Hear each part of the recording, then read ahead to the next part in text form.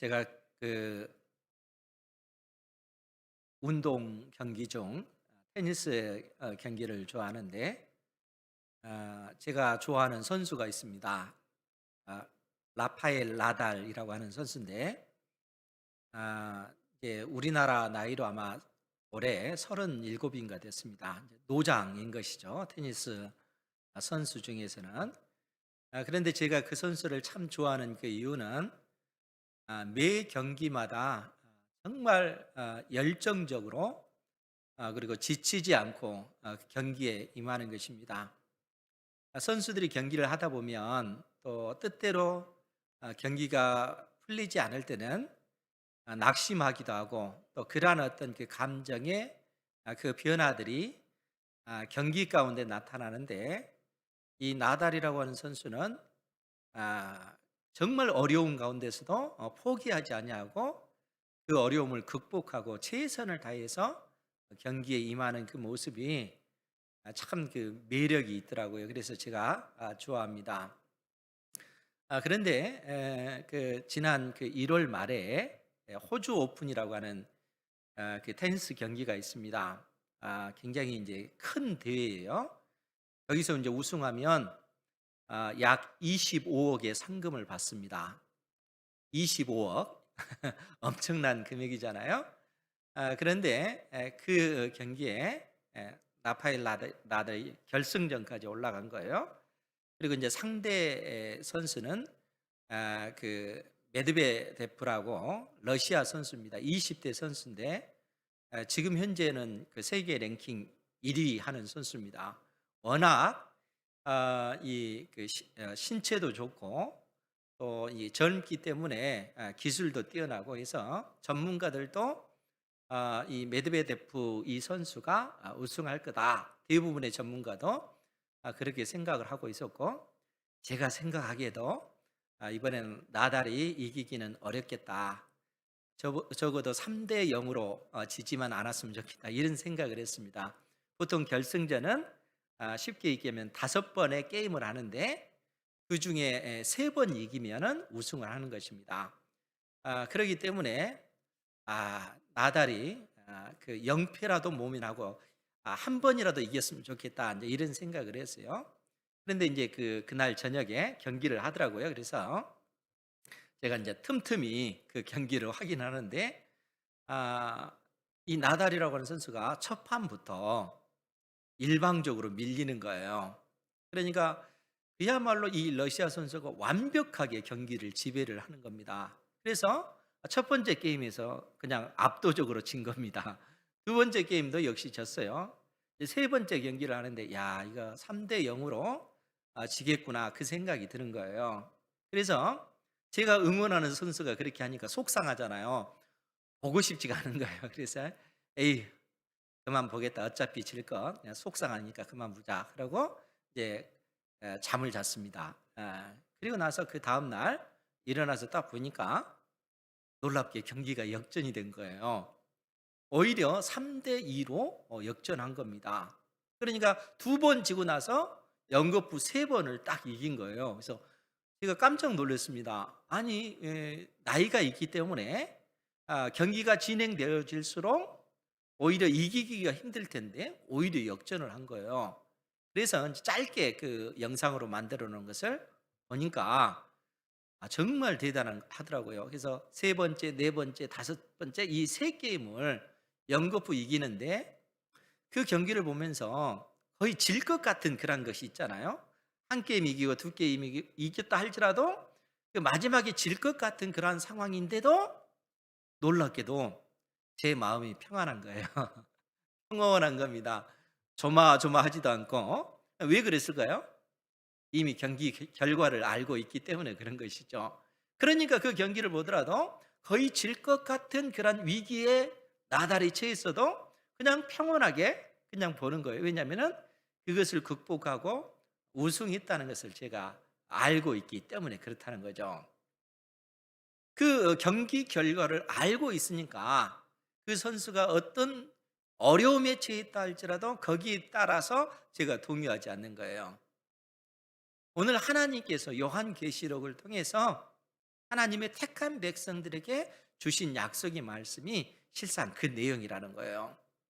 우리가 오늘 요한계시록 4장부터 봤는데 1장, 2장, 3장은 그 이전에 여러분 그 홈페이지에 보면은 요한계시록 설교가 있으니까 궁금하신 분들은 보시기 바라요. 그런데 요한계시록 1장, 2장, 3장의 그 내용이 뭔가라고 하면 실상 사도 요한이 요한계시록을 기록할 때는 굉장히 교회들이 어려운 가운데 처한 그러한 시기입니다. 로마의 그 황제 도미티안의 그 통치 아래 수많은 교회들이 어려움을 겪고 있었고 사도 요한 역시 밤모섬으로 이 귀양간 상태, 밤모섬으로 유배된 그러한 상태라는 거예요. 그러니까 이러한 상황 속에서 교회들이 굉장한 어떤 그 어려움에 처했고 이러한 그 환란이 언제까지 지속될지 알지 못하는, 그러다가 교회가 완전히 사라질 수도 있는 그런 위기 가운데 성도들이 놓여 있었다는 거예요.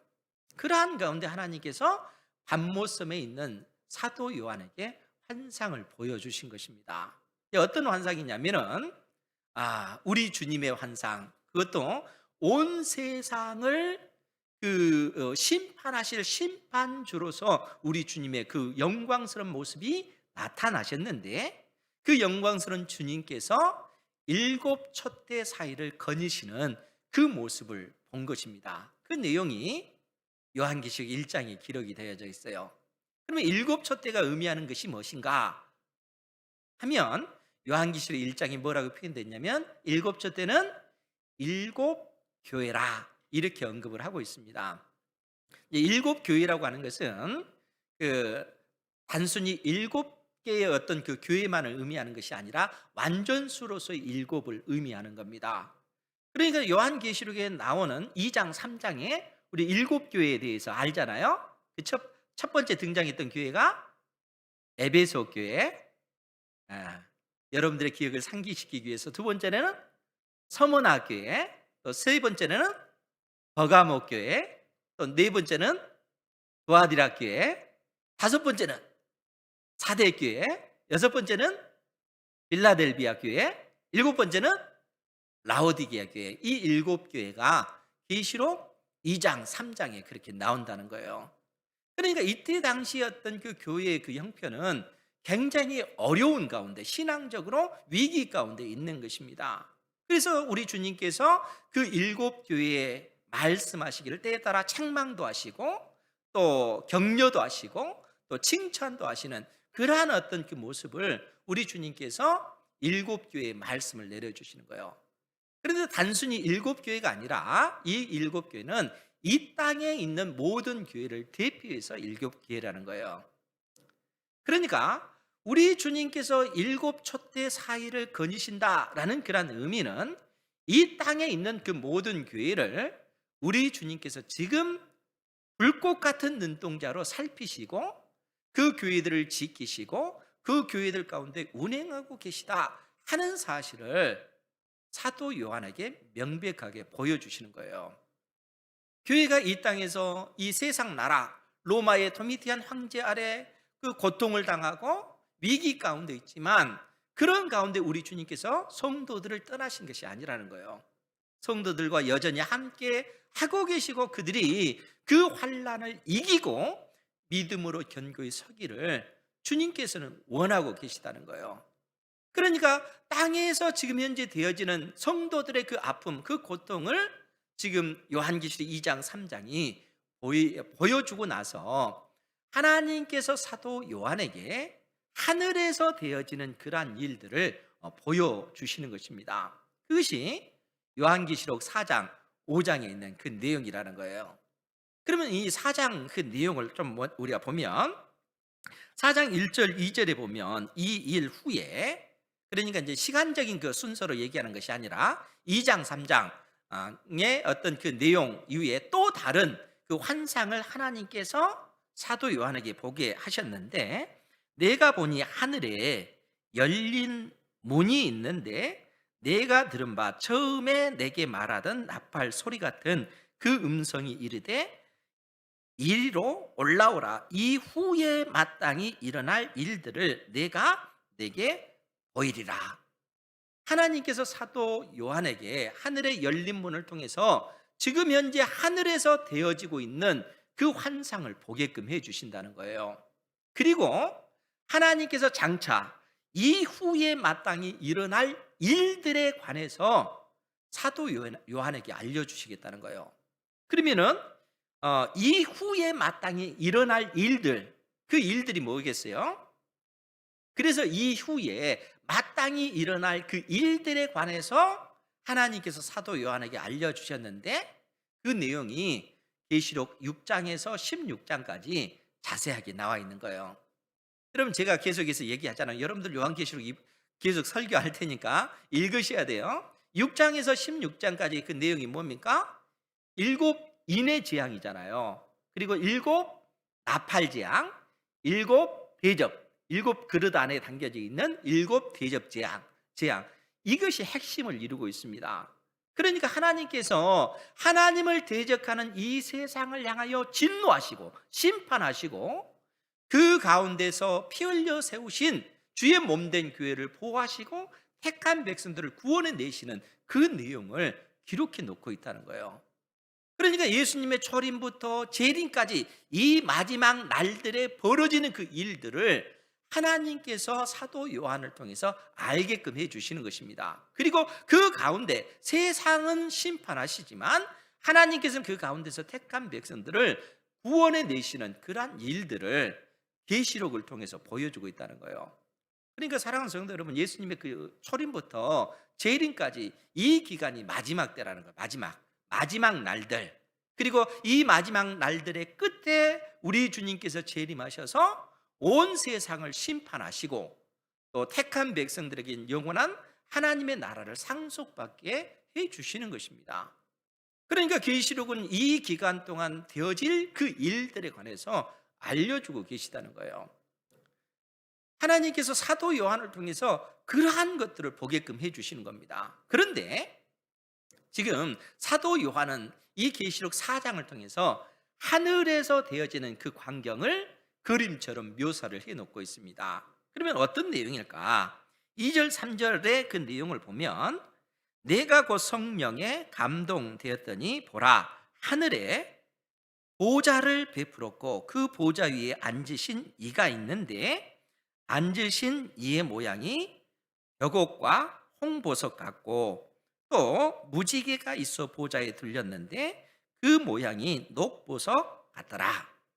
그러니까 지금 사도 요한이 하늘의 열린 문을 통해서 하늘의 그 모습을, 천상의 모습을 봤는데, 그 이후에 어떤 그 내용을 보면은 그야말로 하늘이 마치 그 수정과 같은 유리바다로 되어졌다는 거예요. 수정과 같은 유리바다라는 얘기가 무슨 얘기냐면, 바다라고 하는 것은 그야말로 그 평평하고 넓은 그 바다, 그 이미지를 지금 가지고 온 거예요. 그러니까 유리 같다 한 것은 그만큼 맑고 투명하다. 수정과 같이 그 맑고 투명한 유리 바다와 같이 광활한 그런 평평한 그곳에, 그 중앙에 하나님의 보좌가 있는 것입니다. 그리고 이 보좌에 하나님께서 친히 자정에 계시는 그 모습입니다. 그 모습을 본 거예요. 환상 가운데 본 겁니다. 그런데 보좌 위에 계신 그 하나님의 그 모습을, 그냥 하나님의 그 형상을 보석의 이미지를 가지고 묘사를 하고 있습니다. 그래서 3절에 뭐라고 표현됐습니까? 앉으신 이의 모양이 벽옥과 홍보석 같고 또 무지개가 있어 보좌에 들렸는데 그 모양이 녹보석 같더라. 하나님의 그 모습. 그러니까 왜 보석의 이미지를 썼는가 하면, 하나님의 그 영광스러운 그 모습을 보석의 이미지를 가지고 그 하나님의 그 영광을 이처럼 묘사를 해놓고 있다는 거예요. 그런데 하나님의 어떤 그러한 그 영광스러운 이 모습을 이 요한계시록에만 기록되어져 있는 것이 아니고, 에스겔서 1장에도 에스겔 선지자가 하나님의 그 형상을 보게 되는데, 그때도 하나님의 그 형상을 묘사하기를 보석의 이미지를 가지고 하나님의 모습을 묘사를 해놓습니다. 그러면서 거기서 뭐라고 표현이 됐냐면, 에스겔서 1장 28절에 보면, 이는 그 이유는 여호와의 영광의 형상에 모양이라 이렇게 언급을 하고 있다는 거예요. 그러니까 하나님의 그 형상을 보석의 이미지를 통해서 그 영광스러운 모습을 이처럼 묘사를 해놓고 있습니다. 여러분 기억하십시오. 지금 하늘 보좌가 있고 하늘이 있고 그 보좌가 중앙이 보좌가 있고 거기에 하나님의 그 영광스러운 그 모습이 그렇게 나타나는 그러한 그 이미지를 지금 그 사도 요한이 우리에게 말해주고 있습니다. 그러면서 뭐라고 또 그려주냐면 4절 말씀에 보면 우리 4절 말씀 같이 한번 볼까요? 시작. 또 보좌에 둘려 24 보좌들이 있고 그 보좌들 위에 24 장로들이 흰 옷을 입고 머리에 금관을 쓰고 앉았더라. 아멘. 그러니까 여러분 이제 그 이미지를 그리는 거예요. 그림 그리기 하는 거예요. 지금 이 보좌가 있고 이 보좌를 중심으로 해서 이 보좌 몇 개가 또 있다고요? 24개의 보좌가 이 보좌를 중심으로 해서 하나의 원을 그리고 있는 거예요. 24개. 그리고 24개의 보좌 위에 24명의 장로들이 딱 흰옷을 입은 24 장로들이 그 의자마다 다 앉아 있는 겁니다. 보좌가 있고 이 보좌를 중심으로 해서 24개의 그 보좌가 있고 또 그 보좌에 24 장로들이 흰옷 입은 24 장로들이 앉아 있는 그러한 그 모습입니다. 그리고 머리에는 금관을 쓰고 있다는 거예요. 여러분 그려지죠? 그러면 여러분 생각해 보십시오. 이 흰옷 입은 24 장로가 의미하는 바가 무엇일까 하는 거예요. 그렇죠? 그런데 우리가 요한계시록 21장에 보면 하늘에서 새 예루살렘이 이 땅에 내려오는 것을 보게 됩니다. 사도 요한이 그 환상을 봐요. 그런데 하늘에서 새 예루살렘, 그 새 예루살렘의 모습이 정사각형입니다. 그런데 그 새 예루살렘을 뭐라고 언급을 하냐면 어린 양의 신부라 이렇게 언급을 하고 있어요. 새 예루살렘은 건물의 이미지이지만 진짜 건물이 아니고 그 새 예루살렘이 의미하는 것이 어린 양의 신부라는 거예요. 그럼 누가 어린 양의 신부입니까? 창세 이후로 어린 양의 생명책에 기록된 모든 사람, 모든 하나님의 택한 백성들을 새 예루살렘으로 묘사를 해놓고 있다는 거예요. 진짜 건물이 아니고 그 새 예루살렘의 그 이미지가 바로 하나님의 택한 백성들을 상징하는 겁니다. 그러니까 이 정사각형의 그 이미지 한 면에 3개의 문이 있고, 그러니까 총 몇 개의 문이겠어요? 12개의 문이 되겠죠. 그런데 그 문마다 이름이 적혀져 있는데 이스라엘 12지파의 이름이 새겨져 있는 거예요. 그러니까 문마다 이스라엘 12지파, 한 지파씩 이름이 있으니까 12지파의 이름이 새겨져 있는 것이죠. 그리고 12개의 성곽이 있는데 성곽의 그 기초석의 이름이 뭐냐 하면 12사도의 이름이 새겨져 있는 겁니다. 즉 새 예루살렘의 의미는 신구약 하나님의 백성들, 창세 이후로 하나님의 어린 양의 생명책에 기록된 모든 하나님의 백성들의 총수가 새 예루살렘으로 그렇게 묘사되어져 있다는 거예요. 그러니까 예전에 이상한 분들이 그 새 예루살렘이 진짜 건물인 것처럼 그렇게 얘기한 그런 설교들도 많이 듣고 그랬잖아요. 근데 진짜 건물이 아니고 상징입니다. 하나님의 택한 백성의 수를 얘기하는 거예요. 그러니까 여기에 지금 요한계시록 4장에 나온 보좌를 중심으로 해서 24개의 이 보좌가 있고 24 장로가 앉아 있는데 머리에 금관을 쓰고 이 24 장로의 의미가 하나님의 언약 백성을 대표하는 그 대표로서 24 장로를 지금 언급하고 있다는 거예요. 그러니까 창세 이후로 구원받은 하나님의 백성들을 24 장로가 의미하고 있는 것입니다. 보좌를 중심으로 해서 하나님의 택한 백성들이 이렇게 하나의 원을 형성하고 있는 그러한 모습이죠. 그리고 나서 뭐라고 묘사를 하고 있냐면 5절에 보좌로부터 번개와 음성과 우레의 소리가 나고 보좌 앞에 켠 등불 7이 있으니 이는 하나님의 7영이라. 그러니까 보좌로부터 번개와 음성과 우레소리가 난다라는 얘기는 하나님께서 온 세상을 심판하실 때 그 심판의 이미지입니다. 그러니까 이 보좌에 앉으셔서 친히 하나님께서 온 세상을 심판하시는 심판주라는 거예요. 온 세상을 심판하실 뿐만 아니라 택한 백성들을 보호하시고 지키시고 인도하시고 구원해 내시는 이러한 일들을 하나님께서 이 보좌에 앉으셔서 그러한 어떤 그 권세를 지금 행하고 계시다는 거예요. 그러니까 여러분 생각해 보세요. 지금 땅에서는 교회들이 이 세상의 왕, 이 로마의 그 황제가 그의 보좌에 앉아서 마치 자기가 온 세상의 왕인 것처럼 하나님의 택한 백성들을 그 핍박하고 그 생명들을 취하고 죽이는 이러한 악을 자행하고 있잖아요. 그런데 보좌는 하늘에 있는 보좌 외에는 없다는 거예요. 하나님께서 온 세상의 왕이시다라고 지금 말씀하고 계시는 것입니다. 그런 환상을 하나님께서 사도 요한에게 보게끔 하시는 거예요. 하나님만이 온 세상을 통치하시고 온 세상을 심판하시는 심판주이심을 말씀해 주고 있습니다. 그리고 이 보좌 앞에 일곱 영은 성령을 얘기해요.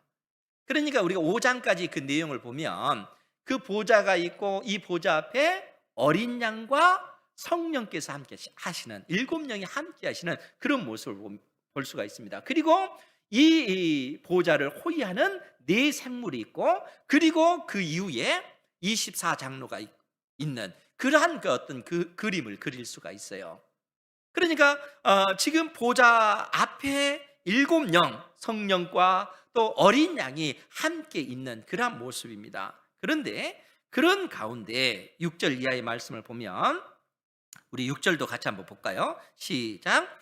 보좌 앞에 수정과 같은 유리 바다가 있고 보좌 가운데와 보좌 주위에 네 생물이 있는데 앞뒤에 눈들이 가득하더라. 아멘.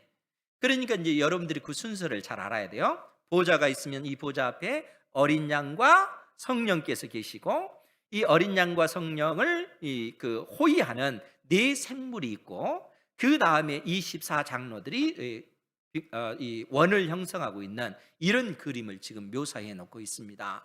그런데 이제 우리가 여기서 이제 궁금해지잖아요. 지금 네 생물이 등장했는데 보좌 주위에 네 생물이 있는데 앞뒤에 눈들이 가득하더라.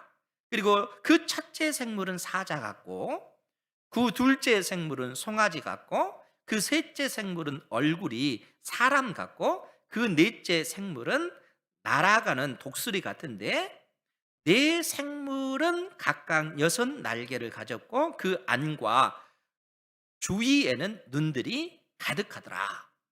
그러니까 이 네 생물에 여러 눈들이 있다는 거예요. 그 얘기는 하나님께서 온 세상을 불꽃 같은 눈동자로 살피시기 때문에 그런 것입니다. 그러면 이 네 생물의 정체가 뭔가 하는 거예요. 우리가 요한계시록을 통해서는 온전히 이 네 생물의 정체에 대해서 잘 알지 못하지만 에스겔서 1장에 보면 또 이 네 생물이 등장해요. 그러니까 이 네 생물, 에스겔서에서도 이 네 생물의 그 얼굴의 그 모습을 마치 사람 같고 사자 같고 소 같고 독수리 같다 이렇게 묘사를 하고 있어요. 그러면 여러분 이 네 생물이 뭘까요? 지금 하나님의 보좌를 호위하는 이 네 생물의 정체가 뭐겠는가 하는 거예요. 그런데 에스겔서 10장 20절에 보면 제가 읽어드릴게요. 그것은 내가 그발 강가에서 보던 이스라엘 하나님 아래에 있던 생물이라. 이 네 생물이 무엇인가? 내가 그발 강가에서 봤던 그 네 생물은 하나님의 보좌 아래에 있던 그 생물이라. 그러면서 뭐라고 얘기하냐면 그들이 그룹인 줄 내가 아니라 이렇게 언급하고 있어요. 그룹, 케루빔이라고 하는 하나님을 호위하는 이 천사를 얘기하는 거예요. 그러니까 네 생물은 하나님의 그 하나님을 호위하는 그룹, 케루빔이라고 하는 이 천사라는 거예요. 천사. 지금 그 사실을 묘사를 해놓고 있는데 이 케루빔, 이 네 생물이 하나님을 찬양합니다. 어떻게 찬양하냐면 오늘 본문으로 다시 돌아가서 8절에 있는 8절 중반절에 있는 그들이 밤낮 쉬지 않고 이르기를 거룩하다 거룩하다 거룩하다 주 하나님 곧 전능하신 이여 전에도 계셨고 이제도 계시고 장차 오실 이시라. 그 네 생물이 하나님을 찬양하면서 거룩하다, 거룩하다, 거룩하다. 하나님은 거룩하신 분이시라는 거예요. 이 세상과 구별된 그런 분이시다는 거예요. 이 거룩하신 그 하나님, 즉 주 하나님 곧 전능하신 이여, 그 전능하신 하나님은 전에도 계셨고 지금 이제도 계시고 장차 오실 분이시라는 거예요. 여러분, 하나님은 그러면 어떤 분이시라는 거예요? 하나님께서 온 세상을 창조하셨고 하나님께서 온 세상을 지금도 주관해 가고 계시고 하나님께서 그의 뜻 안에서 계획하신 대로 이 세상 역사를 마무리하실 분, 이 역사를 그분의 뜻대로 이끌어 가시다가 때가 되어서 이 세상 역사를 마무리하실 분이 바로 하나님이시다는 거예요.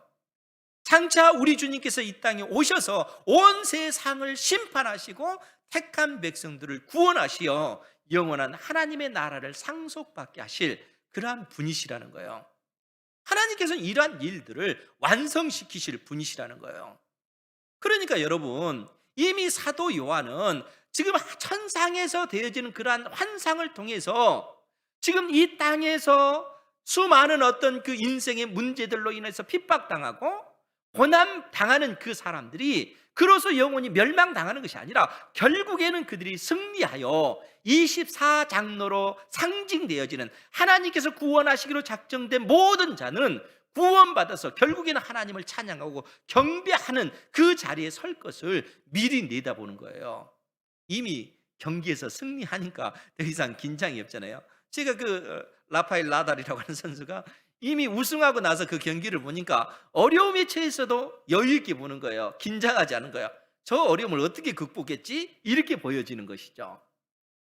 사도 요한이 그러한 심정인 거예요. 아니, 이러한 환상을 통해서 성도들에게 지금 너희들이 힘들다고 그로 인해서 낙심하거나 넘어지거나 하나님이 계시지 않나 봐, 이렇게 해서 신앙의 자리에서 떨어지지 말라는 거예요. 어려우면 어려울 때일수록 더더욱 하나님을 의지하고 불꽃 같은 눈동자로 우리를 살피시고 나의 그 신음소리를 하나님께서 들으시고 나의 그 고통하는 그 소리를, 내가 부르짖는 그 기도를 내 아버지께서 들으신다는 사실입니다. 우리를 외면하신 분이 아니시라는 거예요. 그러니까 이러한 어떤 상황일수록 더더욱 우리가 우리가 믿음이 있음을 하나님 앞에 내보이며 그 믿음으로 현재 그 고난을 이겨나가라는 것이죠. 사랑하는 성도 여러분, 사도 요한 때 그 로마 황제에 의해서 핍박당할 때 그들이 당하는 그 고난이 얼마나 컸겠습니까? 그런데 오늘 여러분, 우리를 보십시오. 코로나19로 인해서 우리가 얼마나 많이 두려워하고 이로 인해서 신앙의 그 자리에서 오히려 떠나서 오히려 그 믿음이 쇠약해지고 정말 하나님께서 살아계실까? 하나님께서 살아계시는데 나에게 이런 코로나를 걸리겠어? 또 하나님이 살아계신데 내 인생이 이처럼 괴로워? 이처럼 힘들어? 하나님이 계시지 않는 것이 아닌가? 이런 생각을 하고 그 신앙의 자리에서 떨어질 때가 얼마나 많은가 하는 거예요. 그러지 말라는 겁니다. 이겨내라는 거예요. 이기는 자에게 생명의 면류관을 하나님께서는 주시겠다는 겁니다. 하나님은 살아계시다는 거예요. 이미 우리는 승리자라는 거예요. 사도 요한은 이미 천상에서 되어지는 그러한 일들을 내다보면서 결국 하나님께서 창세 이후로 구원하시기로 작정된 자들이 그처럼 하나님을 찬양하고 경배하는 그 모습을 보는 것입니다. 우리 하나님은 이전에도 계셨고 지금도 계시고 장차 오실 분이시라는 거예요. 세상 역사를 끌어가시는 분이시라는 거예요. 아무리 그 로마 황제가 큰 권세를 가지고 이 세상을 통치하고 예수 그리스도를 믿는 사람들을 핍박한다 할지라도 그들 역시 하나님의 진노의 심판을 받을 존재라는 거예요. 오직 보좌는 하늘에 있다는 거예요. 하늘에 있는 보좌 외에는 없다는 겁니다. 세상의 수많은 나라들, 왕들 다 하나님의 통치 아래 있다는 사실입니다. 그러니까 네 생물이 하나님의 그 위대하심을 이처럼 찬양하는 것입니다. 네 생물만 이처럼 찬양합니까? 24장로들도 하나님을 찬양하죠. 9절 이하의 말씀을 보면 그 생물들이 보좌에 앉으사 세세토록 살아 계시는 이에게 영광과 존귀와 감사를 돌릴 때에 24장로들이 보좌에 앉으신 이 앞에 엎드려 세세토록 살아 계시는 이에게 경배하고 자기의 관, 자기의 금관, 자기의 면류관을 보좌 앞에 들이며 이르되, 우리 11절 같이 한번 보겠습니다. 시작. 우리 주 하나님이여 영광과 존귀와 권능을 받으시는 것이 합당하오니 주께서 만물을 지으신지라. 만물이 주의 뜻대로 있었고 또 지으심을 받았나이다 하더라. 아멘. 24장로들이, 흰 옷 입은 24장로들이 자기의 그 면류관, 자기의 금관을 보좌 앞에 들으며 하나님께 돌리며, 이 금관은 우리에게 어울리는 것이 아닙니다. 왜냐하면 내 힘과 내 능력으로 이 면류관을 얻은 것이 아니라 전적인 하나님의 은혜로 얻은 것이기 때문에 이 면류관을 하나님 받아주십시오 라고 고백하면서 우리 주 하나님의 영광과 존귀와 권능을 받으시는 것이 오직 하나님께만 합당하옵나이다, 이렇게 고백하고 있는 거예요. 그러면서 뭐라고 얘기합니까? 주께서 만물을 지으신지라. 만물이 주의 뜻대로 있었고 또 지으심을 받았나이다. 그러니까 하나님만이 온 세상을 창조하시고, 창조된 온 세상을 하나님께서 지금도 섭리하시고 지금도 권능의 팔로 이 세상 역사를 이끌어가고 계시고, 그리고 하나님께서 때가 되어 온 세상을 심판하실 심판주로 이 땅에 임하실 것이라는 거예요. 하나님께서 사도 요한을 통해서 명백하게 하늘에서 되어지는 그러한 환상을 보게끔 하심으로써 이 땅에 핍박당하고 고통당하고 힘들어하는 하나님의 백성들에게 하나님께서 궁극적으로 너를 승리케 하실 것이다. 현재 그 어려움으로 인하여 힘들지만 믿음으로 인내하라, 믿음으로 극복하라, 이겨내라, 이렇게 권면하고 있는 것입니다. 이러한 믿음 가운데 살아가는 여러분들 되시기 바랍니다. 하나님께서 불꽃 같은 눈동자로 여러분들을 살피고 계세요. 하나님께서 함께 해주신다는 겁니다. 그런데 이제 여기서 우리가 좀 더 깊게 생각할 것이 있어요. 그것이 뭐냐면 하나님의 통치의 원리, 하나님께서 온 세상을 통치하신 통치의 그 원리가 무엇인가 하는 거예요. 즉 하늘 보좌의 기초가 무엇인가, 주의 보좌의 그 기초가 무엇인가 하는 거예요.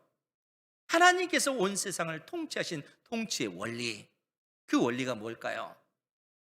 우리 그 시편 89편 14절 말씀을 우리 다 같이 한번 찾아보도록 하겠습니다. 시편 89편 14절 말씀을 우리 한번 같이 한번 볼까요? 시편 89편 14절 시작. 의와 공의가 주의 보좌의 기초라. 인자함과 진실함이 주 앞에 있나이다. 아멘. 주의 보좌의 기초가 뭐라고요? 의와 공의가 주의 보좌의 기초라는 거예요. 그러니까 하나님께서 온 세상을 통치하시는 그 원리가 뭐냐라고 했을 때 의와 공의가 하나님의 통치의 원리라는 거예요. 그럼 여러분, 의와 공의가 무엇일까요? 의라고 하는 것은 체덱이라고 하는 이제 히브리어 단어인데, 이 의로움이라는 뜻이에요. 그러면은 이 의가 의미하는 건 뭘까요? 어떻게 우리가 의롭게 되어질까요? 하나님께서 우리를 의롭다 인정해 주시는 것은 하나님께서 내신 법, 그 율법을 온전히 지켜 행함으로써 우리가 의롭게 되어지는 겁니다. 그것이 하나님께서 내신 법이에요. 그러니까 하나님께서 우리에게 어떤 그 기준을 주시고 이 기준을 우리가 충족했을 때 우리가 의롭게 되어지는 것입니다. 하나님께서 우리 인생에게 주신 그 율법을 우리가 온전히 지켜 행함으로써 그 의롭게 되어지는 것입니다. 그런데 여러분 생각해 보세요. 이렇게 하나님께서 우리에게 내신 그 율법을 온전히 지켜 행함으로써 의롭게 될 인생이 있을까요? 한 사람도 없죠.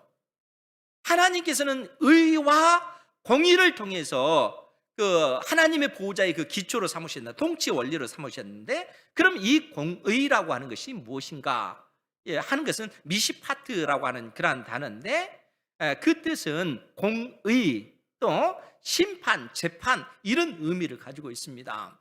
즉 무슨 얘기냐면 하나님께서 제시하신 이 기준에 이르지 못했을 때는 하나님의 진노의 그 심판이 있을 것을 말씀해 주고 있어요. 그러니까 이 미시파트라고 하는 것은 이러한 어떤 그 심판을 어떤 특정한 사람들에게만 그 기준을 정하는 것이 아니고 모든 인생들에게 그 기준을 딱 정하시는 거예요.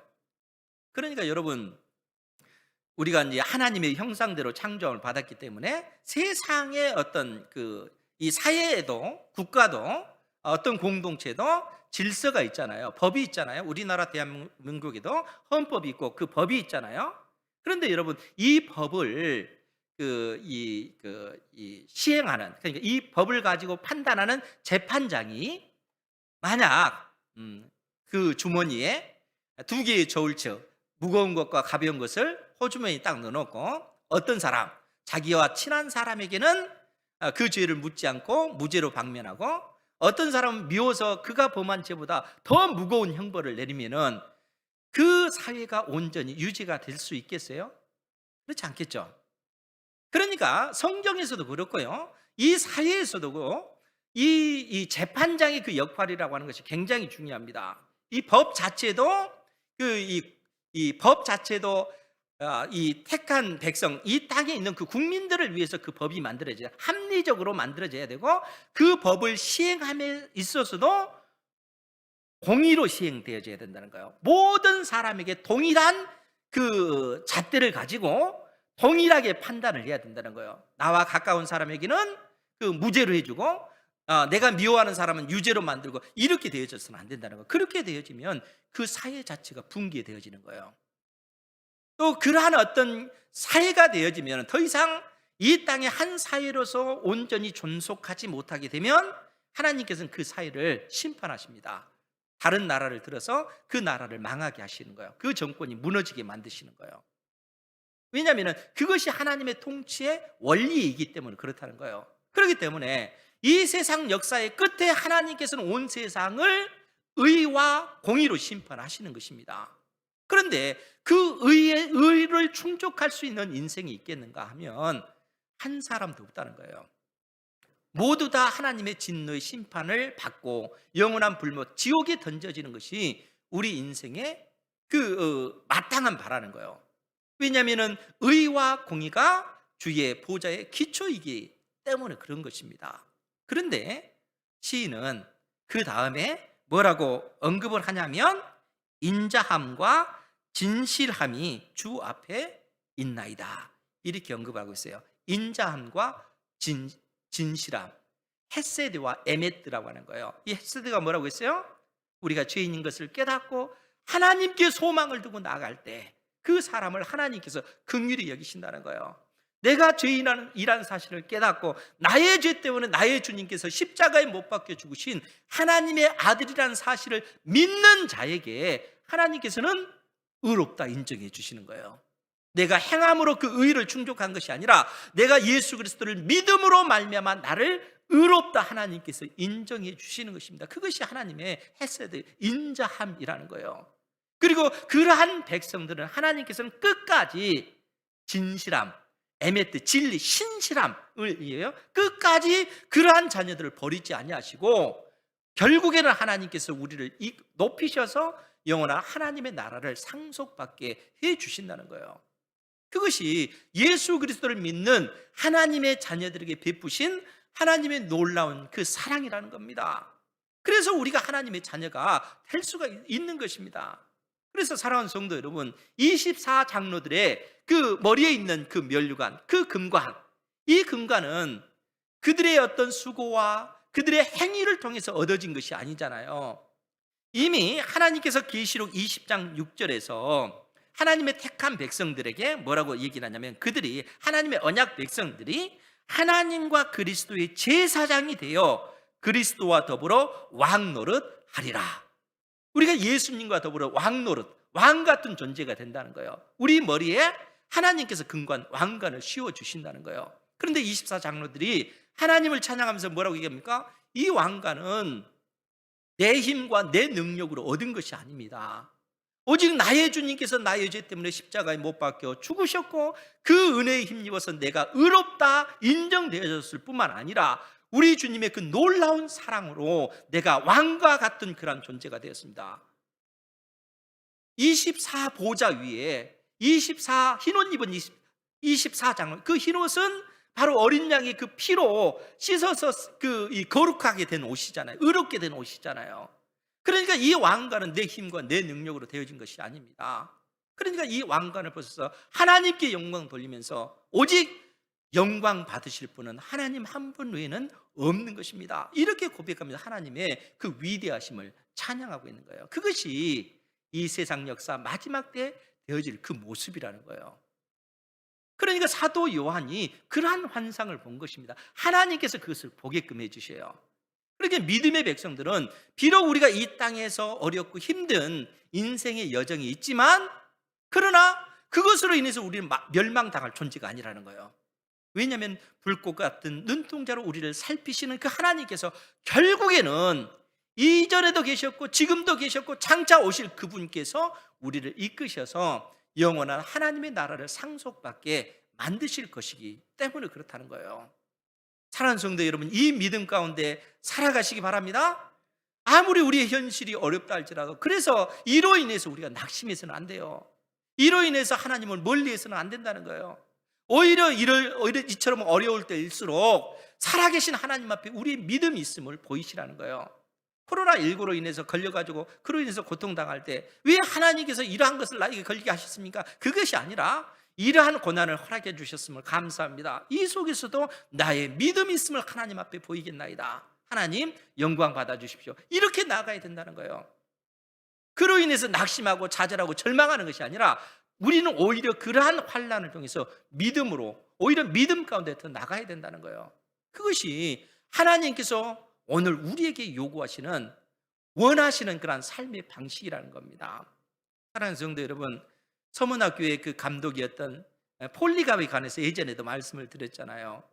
이 폴리갑을 이 로마의 그 관원들이 얼마나 회유합니까? 만약 당신이 그 황제를 가이사 황제를 신으로 인정하고 네가 믿는 그리스도를 부인하면 당신의 생명을 살려주겠다라고 이렇게 얘기할 때 폴리갑이 뭐라고 했습니까? 내 나이 86세입니다. 86년 동안 나의 주님께서는 나를 부인하신 적도 없고 나를 부당하게 대하신 적도 없습니다.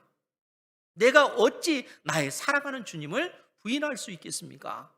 오히려 그 환난 속에서 당당하게, 오히려 그 불태워 죽임을 당하면서 화형에 처하면서도 주님을 부인하지 않잖아요.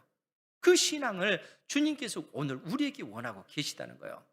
땅에서 실패한 것처럼 보여지지만 우리는 실패자가 아니라는 거예요. 왜냐하면 하나님께서 결국 우리를 높이셔서 영원한 하나님의 나라, 우리 머리에 왕관을 씌워줄 뿐만 아니라 영원한 하나님의 나라를 상속받게 해주실 것이기 때문에 그렇다는 거예요. 이 믿음 가운데 살아가시기 바랍니다. 하나님 앞에 이기는 존재가 되어서 하나님의 그 보좌와 함께 그 하나님께 영광 돌리는 그런 삶을 우리가 살아야 된다는 거예요.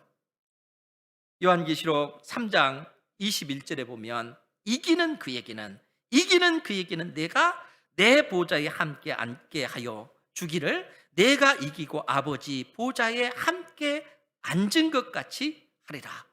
이기는 자에게 하나님께서 이 생명의 면류관을 주시겠다 약속하십니다. 이 약속의 말씀을 붙잡으시고 여러분들 믿음으로 사시고 믿음으로 현실의 모든 어려움을 극복해 나가는 우리 은행교회 모든 성도 되기를 주님의 이름으로 축원드립니다.